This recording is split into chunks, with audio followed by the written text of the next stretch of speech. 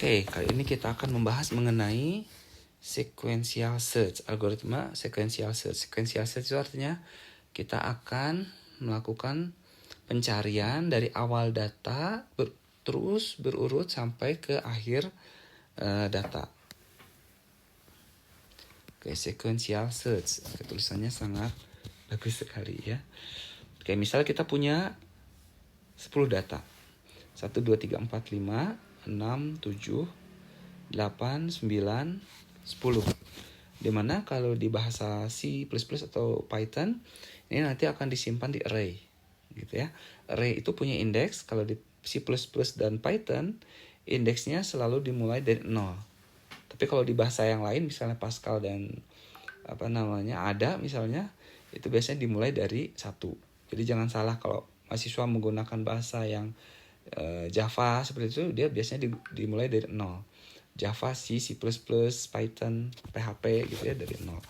Tapi untuk bahasa yang lain, perhatikan, baca manual booknya, apakah dia dimulai dari 0 atau dari 1. Nah, masing-masing angka tadi kita beli indeks dari 0 sampai 9 misalnya. Jadi indeks ke 0 itu dia isinya adalah 1. Indeks ke 1 dia isinya 2. Indeks kedua dia isinya 3 dan seterusnya. Nah, kemudian kita definisikan misalnya nilai yang akan dicari. Misalnya X sama dengan 5. Jadi kita ingin mencari angka 5 apakah ada di kumpulan data ini. Dimana kumpulan data 1 sampai 10 itu misalnya kita simpan di dalam satu variabel yang namanya adalah data. Nah, si data ini dia punya indeks kan. Jadi data yang ke indeksnya 0 itu adalah 1, data yang indeksnya 1 itu adalah 2, data yang indeksnya 2 itu adalah 3, dan seterusnya sampai data yang indeks 9 itu adalah 10 isinya. Gitu ya.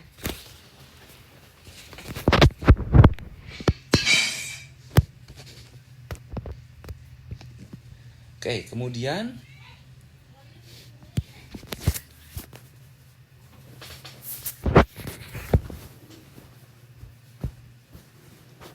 untuk mencari data yang 5 tadi,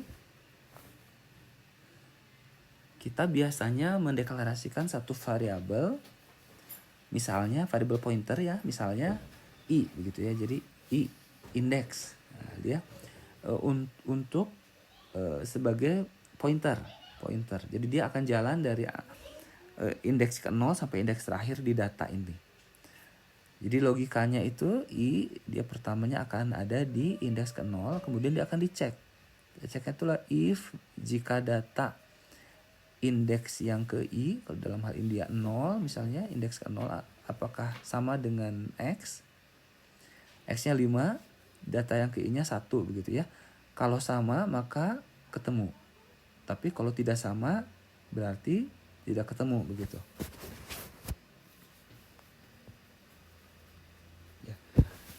Nah, nanti si i ini akan berjalan menggunakan logika for begitu, statement for, agar dia berjalan dari indeks 0 sampai 9. Nah, dia cek lagi apakah di indeks yang kedua ini nilainya sama dengan 5? Tidak, dia jalan lagi ke indeks berikutnya. Apakah di indeks kedua ini sama dengan 5? Tidak juga, dia pindah lagi, jalan lagi ke data yang berikutnya.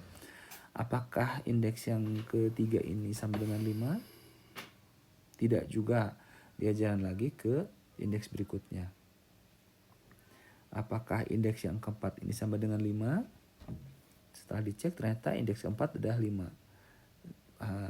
X-nya juga 5. Jadi data yang dicari itu match sesuai dengan i yang keempat ini ya. Jadi data yang keempat dia nilainya sama dengan 5. Artinya ketemu gitu ya. Ada angka yang kita cari di data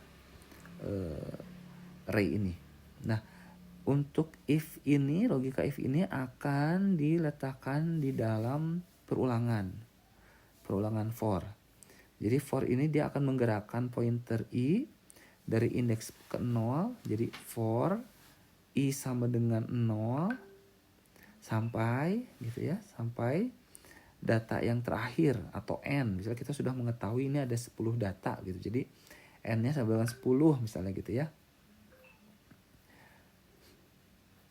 Jalankan pointernya, kemudian cek dengan logika if. Begitu.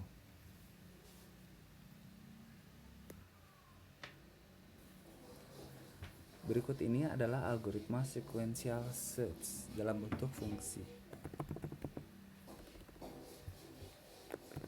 Nama fungsinya adalah sequential search dengan parameter data dengan tipe datanya adalah array of integer atau kumpulan bilangan bulat, dan target yang merupakan parameter data yang akan dicari di array data tadi. Kemudian fungsi ini akan mengeluarkan tipe bilangan bulat keluarannya. Kemudian kita deklarasikan variabel n untuk mencari panjang dari data tadi. Ada berapa data begitu, ada 10 data, 100 data, dan seterusnya. Kemudian menggunakan looping for dari data yang pertama, dari data yang indeksnya 0 atau data yang pertama sampai data yang terakhir begitu. Kita cek datanya pakai statement if data yang ke i itu sama dengan target. Kalau sama dengan target berarti datanya ketemu, maka kembalikan nilai i-nya. Kemudian di sini and if and for. Nah, di bawahnya kalau data tadi kita looping dari data pertama sampai terakhir tidak ada yang ketemu, maka kita kembalikan min 1. Artinya kalau si fungsi sequential search mengeluarkan nilai min 1, artinya datanya yang ditarget tadi tidak ketemu.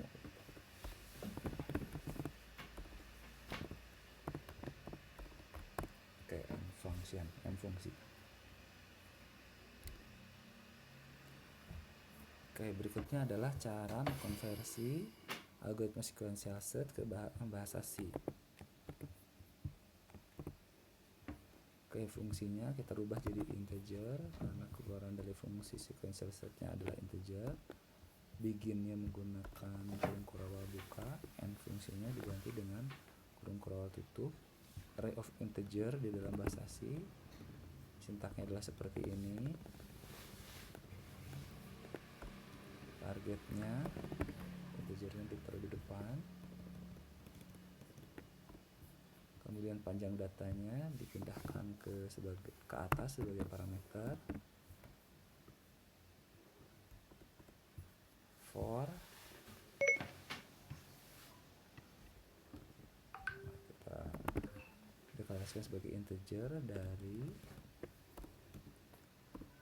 hingga i kecil daripada n1 i plus plus.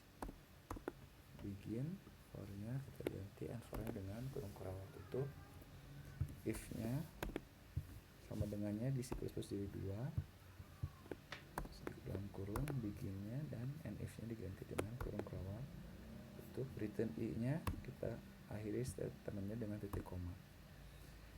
Nah, ini adalah cara konversi dari fungsi atau algoritma sequential search ke fungsi di C++.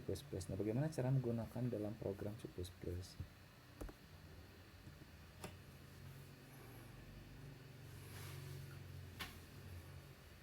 Oke, kita panggil dulu dari IOStream.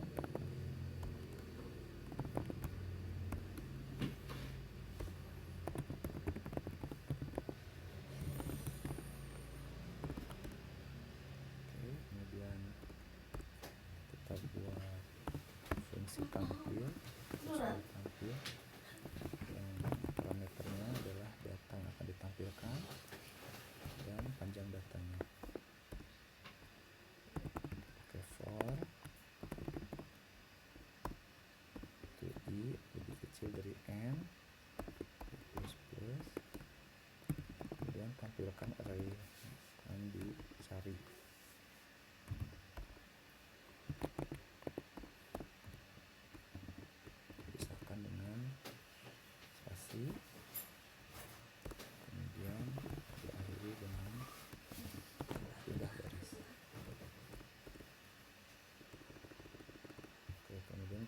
program utamanya.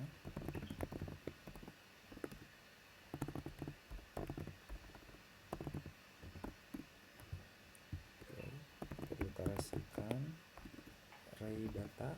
Array data ini berisi data yang akan kita cari, misalnya 1 sampai 0. Kemudian kita cari panjang datanya yang tadi yang kita tarik ke atas itu.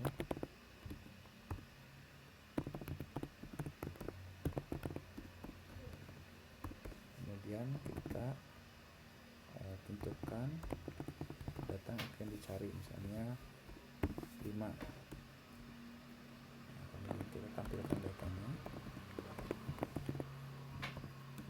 Parameternya itu adalah data dan panjang data.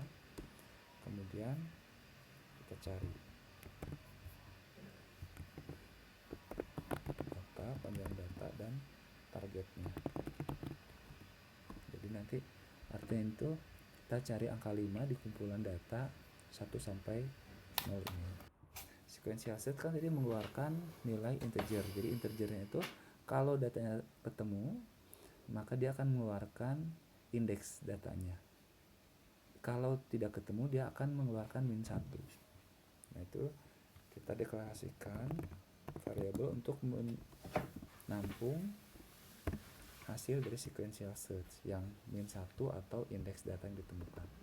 Kemudian dengan menggunakan logika if, kita cek misalnya apakah variabel hasil itu tidak sama dengan -1. Ini artinya bacanya gini, kalau hasil sequencernya tidak -1 artinya ketemu, maka ya,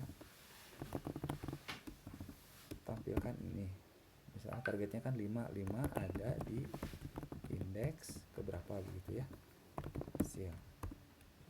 Tapi kalau misalnya tidak ketemu atau hasilnya adalah -1, maka tampilkan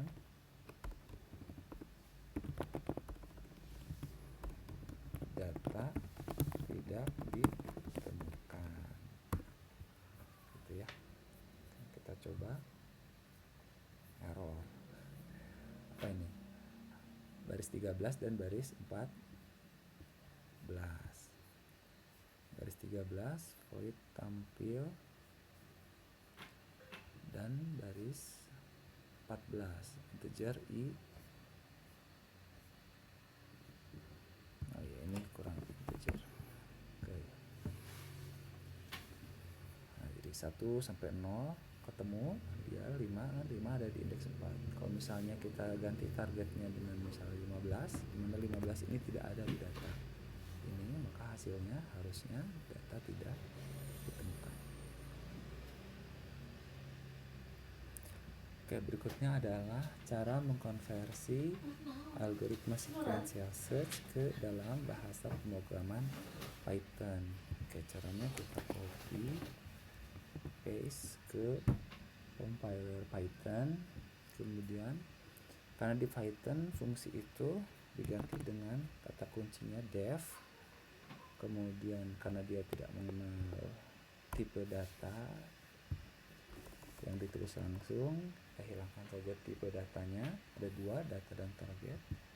Tipe keluaran juga tidak perlu. Panjang datanya nanti bisa langsung masuk ke for. Ini for i in range. In range dari panjang, kita cari panjang data dari array data len, kayak kata misalnya len, lebih sederhana kalau di Python. Kemudian if data yang ke i pakai sama dengan return i. If dan env nya sudah tidak perlukan lagi. Nah, kalau ketemu dia akan mengirimkan indeks data yang dicari. Kalau tidak ketemu, dia akan mengirimkan -1, dan fungsinya tidak diperlukan di Python. Kemudian kita bisa definisikan array-nya, data yang akan kita cari, kumpulan data yang akan cari, kemudian tentukan target data yang akan kita cari, misalnya 5. Kemudian untuk menampilkan data di Python cukup print data, kemudian kita cari ke variabel hasil sama dengan sequential search data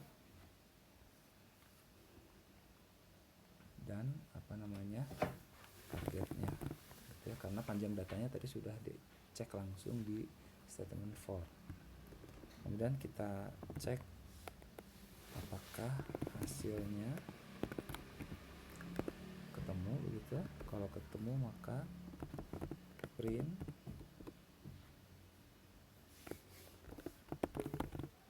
target ada di indeks itu hasil gitu ya. Tapi kalau nggak ketemu, tulis data tidak ditemukan. Agak lebih sederhana, lebih pendek gitu ya kalau di Python. Kita coba dulu. Nah ini ya, kalau ada maka akan menampilkan angka yang dicari dan indeks tempat angka yang dicari itu berada. Kalau misalnya kita isi dengan 50, di mana angka 50 ini tidak ada di data yang akan dicari, maka akan ditampilkan data tidak ditemukan.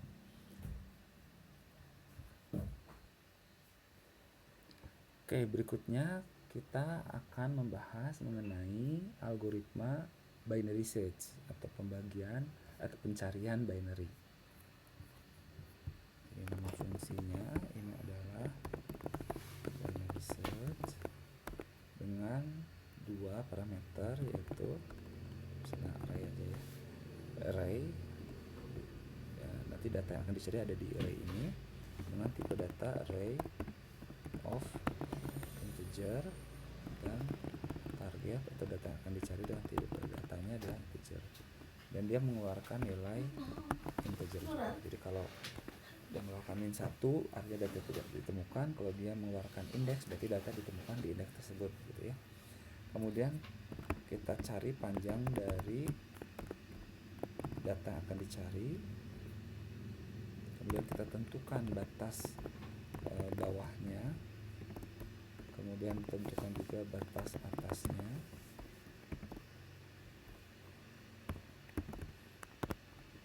Nah, kemudian menggunakan statement while atau bahasa Indonesia misalnya selama batas bawah lebih kecil atau sama dengan batas atas, maka kita deklarasikan kata kunci variabel tengah itu sama dengan batas bawah tambah batas atas bagi 2. Oke. Dan jika ini sama dengan target, gitu ya, maka return tengah, berarti itu ditemukan ya, boleh ke indeksnya. Ini and if. Kemudian jika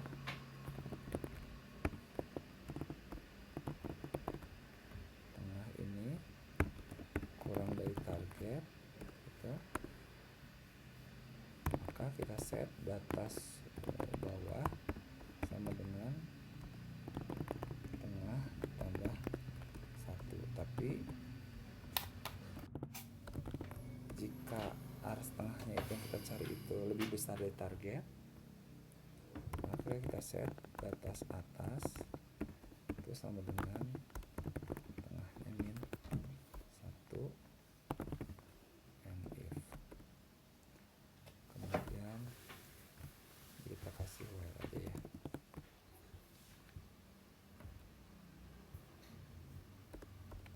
Ini and while. Kemudian kalau nggak ketemu,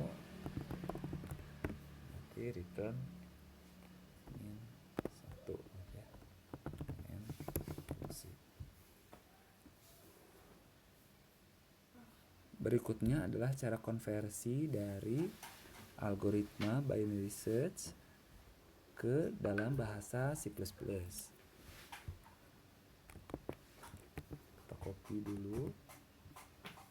Biasa fungsi di C++ jadi keluarannya integer. Kemudian kita buka dalam kurung kurungan buka, akhir fungsinya kita ganti dengan kurung kurungan tutup. Kemudian array of integer seperti ini sintaknya di C++. Target seperti ini. N panjang ini ditarik ke atas menjadi parameter kedua. Kemudian batas atas ini tipenya integer, batas bawah ini adalah tipenya integer, dan diakhiri selalu dengan titik koma. Kemudian while batas atas lebih kecil atau sama dengan batas bawah, dibuka dengan kurung kurungan buka, kemudian and while nya kita ganti dengan kurung kurungan tutup. Kemudian tengahnya kita kasih integer tengah, ditutup dengan titik koma. Jika if sama dengannya, jangan lupa buka and if nya jadi tambah kurung kurungan tutup. Jika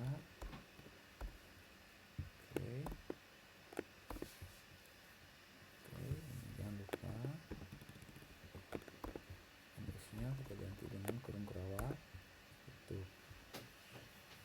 Dan setiap statement selalu ditutup dengan titik koma, diakhiri dengan titik koma. Oke, ini adalah cara konversi dari algoritma binary search ke bahasa C++. Kemudian kita coba cari data di bahasa C++, include iostream, kemudian using namespace, supaya kita tidak selalu nulis standar std-nya. Kemudian kita bisa buat fungsi tampil untuk menampilkan data array-nya.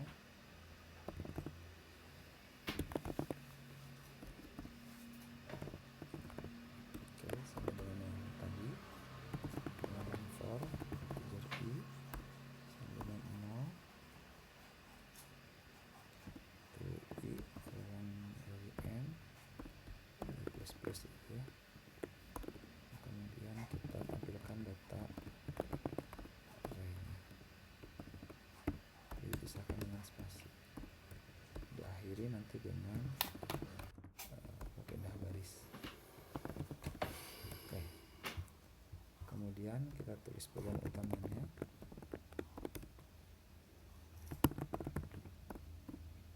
Oke, kita tentukan dulu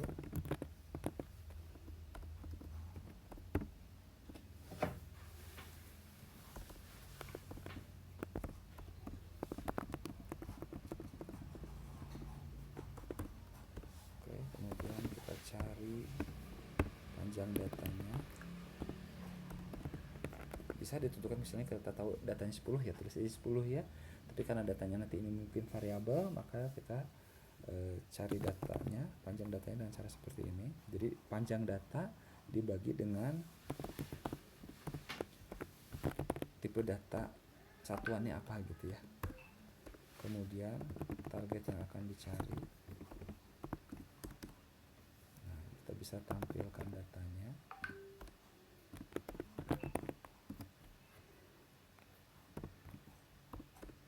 Kemudian kita bisa cari datanya dengan memanggil fungsi binary search. Kemudian kita cari hasilnya. Kalau hasilnya ketemu, ini kan bahasanya itu kalau hasilnya ketemu 3 sama dengan 1, maka out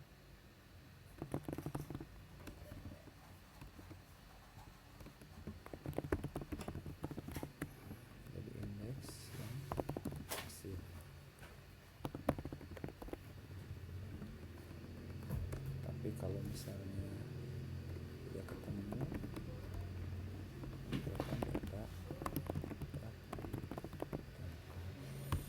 Jadi ya, kita coba. Nah,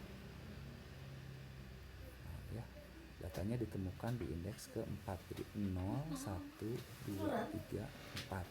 Bahasa C itu indeksnya selalu diawali di 0, dari 0. Kalau bahasa Pascal itu diawali dari 1, gitu ya. Oke, coba kita ganti targetnya, target yang dicarinya jadi 50 yang tidak di data ini. Nah, muncul data tidak ditemukan.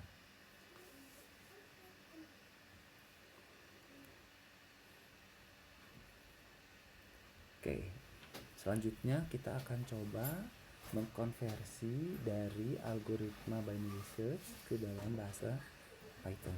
Ya. Pertama kita copy dulu algoritmanya, masukkan ke Python. Di sini saya menggunakan programmist.com ya, untuk Python Omni Compiler. Nah, fungsi di Python diganti jadi def tanpa fungsi keluarannya, tanpa perlu menuliskan tipe datanya juga secara eksplisit gitu. N panjang dari array ini bisa diubah pakai len kalau di bahasa Python. Kemudian while batas bawah lebih kecil sama dengan batas atas. Jangan lupa tanda titik 2-nya. Oke. Batas bawah ditambah batas atas dibagi 2. Nah, kalau di Python dibagi 2. Ini if array tengahnya sama dengan target, jangan lupa sama dengannya 2 kali. Jangan lupa juga kutip titik 2. Oke, dia akan mengembalikan tengah kalau ketemu.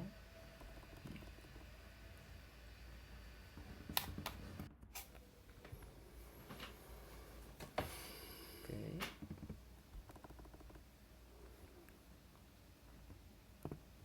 Kemudian kalau if tengahnya ini lebih kecil dari target, maka batas bawahnya sama dengan tengah tambah 1. Else batas atasnya tengah min 1. And while and if-nya tidak ada kalau di bahasa Python. Oke, kemudian kita definisikan data yang ingin dicari. Python langsung aja. Oke. Kemudian kita definisikan targetnya misalnya 5 gitu. Untuk menampilkan data di array itu di Python tinggal seperti ini aja. Kemudian kita lakukan binary search.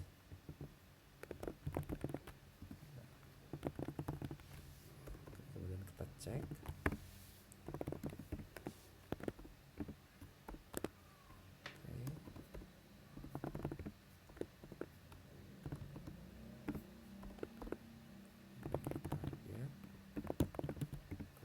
Dia terus target ada di indeks seal. Tapi kalau tidak ada, tampilkan tulisan tidak ditemukan, data tidak ditemukan misalnya. Oke, kita coba lagi. Nah, kalau 5 dia ada di indeks 4 karena Python sama seperti bahasa C. Array-nya selalu dimulai dari 0, indeksnya itu ya, dari 0, 1, 2, 3, 4. Kalau kita misalnya cari 500 begitu, dia tidak